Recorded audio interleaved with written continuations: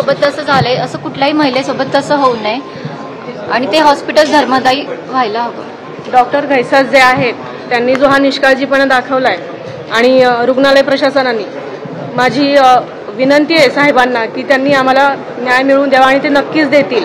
आणि मी अशी मागणी करते सगळ्यांना, जनतेला मी असं आवाहन करते, साहेबांना विनंती करते की त्यांनी ते घैसास डॉक्टर आणि रुग्णालय प्रशासन यांना कडक कारवाई करून त्वरित ह्याच्यावरती काहीतरी उपाय करावा।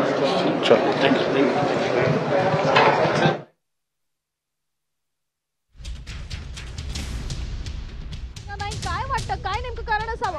हे मुद्दामून करण्यात येतं, कारण काय आहे, हे महाबोधी बुद्धविहार हे जागतिक कीर्तीचं बुद्धविहार आहे। तिथे प्रचंड प्रमाणामध्ये परदेशातून लोक येतात, त्यांचे अत्यंत काय सांगाल?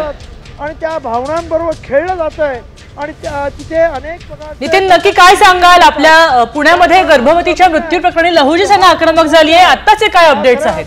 सरकारला इशारा आहे, केंद्र सरकारला आणि बिहार सरकारला, की तुम्ही आमच्या या ठिकाणी दीनानाथ मंगेशकर हॉस्पिटलच्या गेटवर कार्यकर्ते आंदोलन करत आहेत, तर दुसरीकडे हे दोन कार्यकर्ते आहेत लहुजी शक्ती सेनेचे, ते हॉस्पिटलमध्ये गेले, त्यानंतर हॉस्पिटलच्या टेरेसवरती चढलेले आहेत। टेरेसवरती चढून ते जो हॉस्पिटलचा बोर्ड आहे त्या नाम फलकावरती बोर्डवरती चढलेले आहेत, त्यांनी कपडे काढलेले आहेत, अर्धनग्न अवस्थेत ते आंदोलन करतायत।